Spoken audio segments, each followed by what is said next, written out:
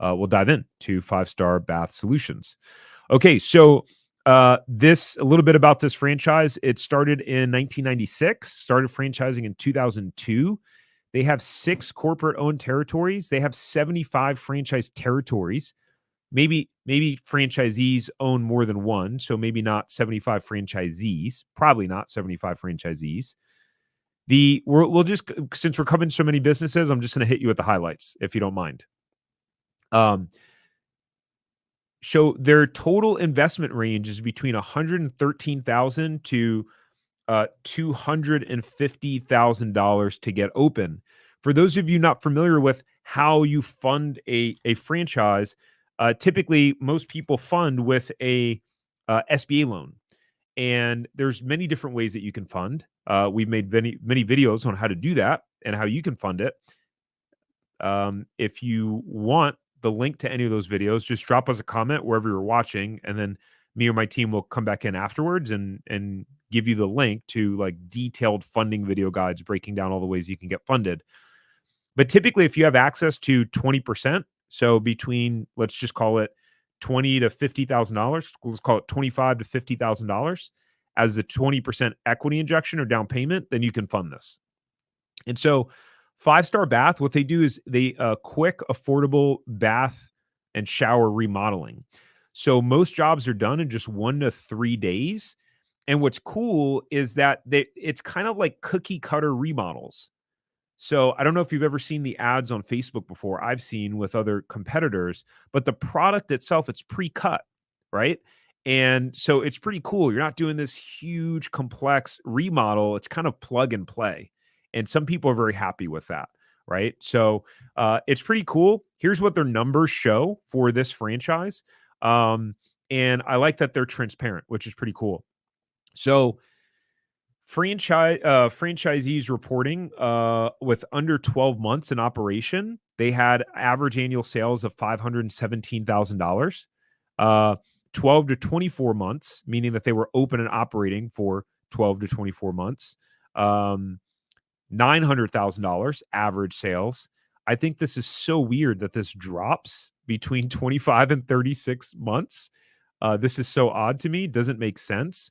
But when we look at the asterisks here, we can see that the median is 214,000 for that group, which is really odd. The lowest 24,000 and the highest 837,000. Again, this is one of the beauties of looking at franchises as opposed to every other business opportunity out there, ATMs, laundromats, all these different things. You get to see real numbers so you can make an educated decision, put yourself in the best position to succeed as possible. And then you get to talk to existing franchise owners around why are these numbers crazy like this?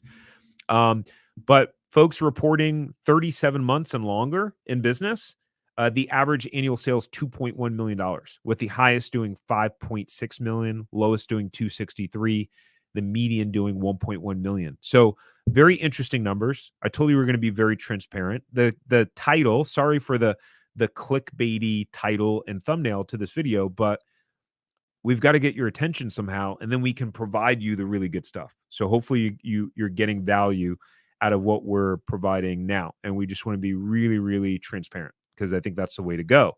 Now, before we go into business number 2, because business number 2 is going to be pretty interesting. Before we go into business number 2, here's one of the things that I want you to know that are important. Everyone wants to make a lot of money in a quick period of time. Like everyone's like, first year, I want to be able to take home 100 grand. From experience, what I want to share with you is it typically takes 3 years for a business to reach maturity and really start churning out the type of numbers that you want it and need it to be producing. So stop thinking short term and like, how much money can I make in the next year? And instead, when you shift your focus to like what business is going to make the most sense over a 3 to 5 year period, that's when you're going to put yourself in the best position to succeed. I promise you that. That is when you're going to put yourself in the best position to succeed. So stop thinking, I want a quick fix.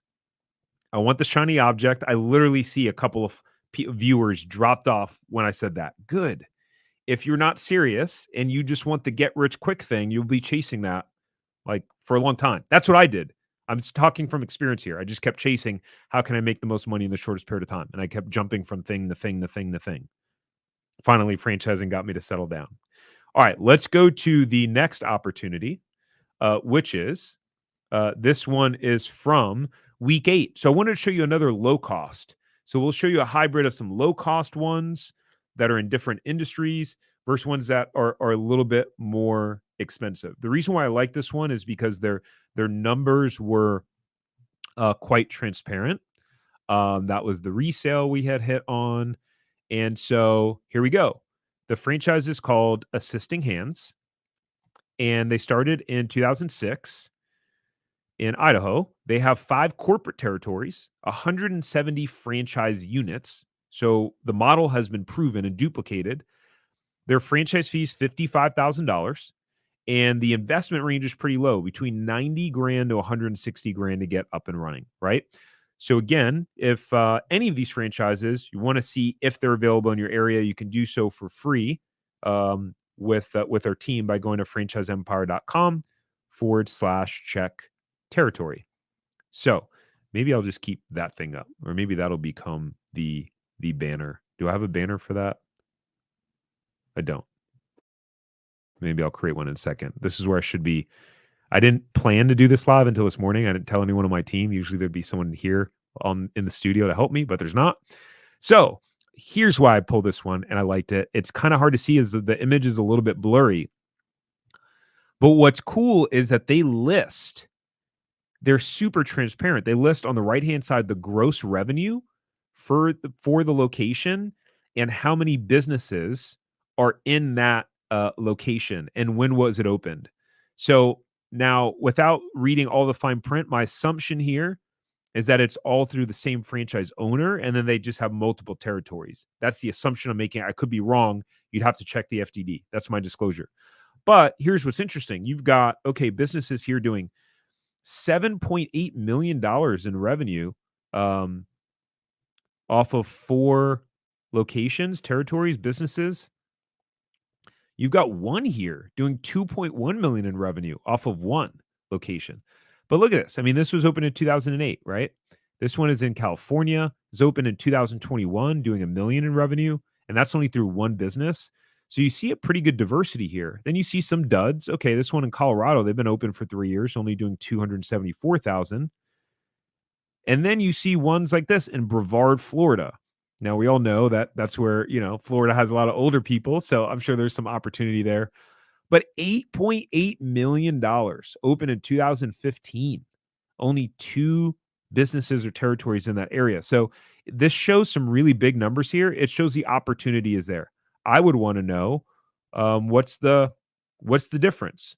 That's the cool thing about doing validation with franchises. You get to talk to other franchisees. Hey, uh, like I'm trying to understand. You get to talk to the person in Tampa. Hey, why are you only doing $440,000 in sales? You've been open for 11 years.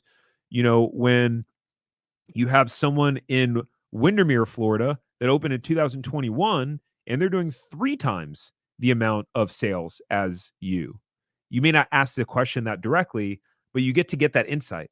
Oh, well, it turns out the person in Tampa, they're running this as a side business. They have another business full time, and they're not really dedicating much time to it, or something like that. Or you get to find out. That's the cool part.